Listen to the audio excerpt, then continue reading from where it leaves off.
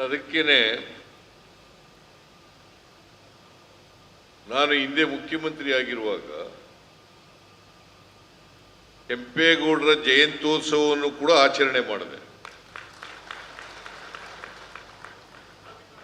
ಆಮೇಲೆ ಪ್ರಾಧಿಕಾರನೂ ಕೂಡ ಮಾಡಿದೆ.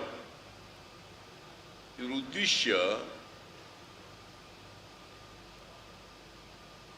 ಕೆಂಪೇಗೌಡರು ಎಲ್ಲರೂ ಸ್ಮರಿಸ್ಕೋಬೇಕು.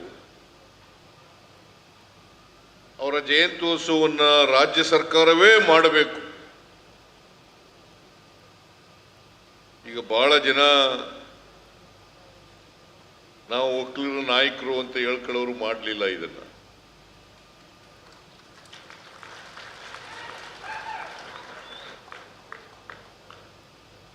ಮಾಡಿದವ್ ನಾನು.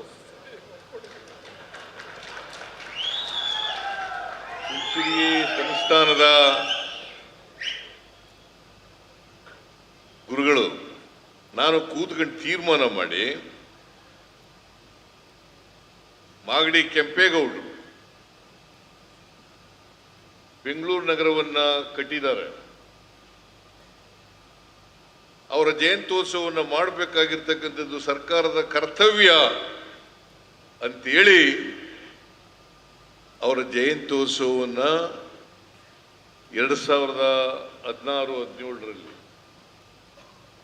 ಮಾಡಲಿಕ್ಕೆ ಪ್ರಾರಂಭ ಮಾಡಿದ್ದು ಸಿದ್ದರಾಮಯ್ಯನ ಸರ್ಕಾರ, ಕಾಂಗ್ರೆಸ್ ಸರ್ಕಾರ ಅಂತಕ್ಕಂಥದ್ದನ್ನು ಮರಿಲಿಕ್ಕೆ ಸಾಧ್ಯ ಇಲ್ಲ. ಈಗ ಪ್ರತಿ ವರ್ಷ ನಡ್ಕೊಂಡು ಹೋಗ್ತಾ ಇದೆ ಜಯಂತ್ಯೋತ್ಸವ. ಆದ್ರಿಂದ ಬೆಂಗಳೂರಿನ ಅಭಿವೃದ್ಧಿ ಅಲ್ಲ, ಮಾಗಡಿ ಪಟ್ಟಣದ ಅಭಿವೃದ್ಧಿ ಆಗಬೇಕು. ಮಾಗಡಿ ತಾಲೂಕಿನ ಸರ್ವತೋಮುಖ ಅಭಿವೃದ್ಧಿ ಆಗಬೇಕು. ಅದಕ್ಕೆ ನಮ್ಮ ಸರ್ಕಾರ ಎಲ್ಲ ರೀತಿಯ ಸಹಕಾರ ಬೆಂಬಲವನ್ನ ಕೊಡುತ್ತದೆ ಅಂತಕ್ಕಂಥ ಮಾತುಗಳನ್ನು ಹೇಳಲಿಕ್ಕೆ ಬಯಸ್ತಾ ಇದೆ.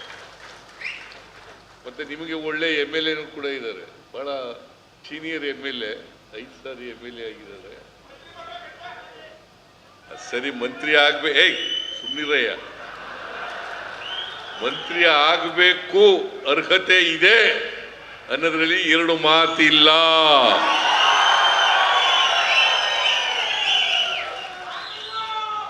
ಆದ್ರೆ 34 ಜನ ಮಾತ್ರ, ಮುಖ್ಯಮಂತ್ರಿನೂ ಸೇರಿ 34 ಜನ ಮಾತ್ರ ಮಂತ್ರಿ ಮಾಡಕ್ಕಾಗದು. ಕಾರಣಾಂತರದಿಂದ ಅವರು ಮಂತ್ರಿ ಆಗೋದು ತಪ್ಪೋಗಿದೆ ಅಷ್ಟೇ. ಆದರೂ ಕೂಡ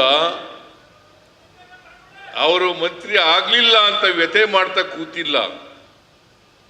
ಮಾಗಡಿ ಕ್ಷೇತ್ರವನ್ನ ಅಭಿವೃದ್ಧಿ ಮಾಡ್ತಕ್ಕಂಥ ಕೆಲಸದಲ್ಲೇ ಮುಂಚೂಣಿನಲ್ಲಿದ್ದಾರೆ ಅಂತಕ್ಕಂಥ ಮಾತುಗಳನ್ನು ಹೇಳಲಿಕ್ಕೆ ಬಯಸ್ತಾ ಇದ್ದಾರೆ. ಮೊನ್ನೆನೂ ಬಂದಿದ್ರು, ಈ ಕಾರ್ಯಕ್ರಮಕ್ಕೆ ಕರೆಯ ನೆಪದಲ್ಲಿ ಬಂದು ಕಾಗದಗಳೆಲ್ಲ ಕೊಟ್ಬಿಟ್ಟು ಹೋದ್ರು.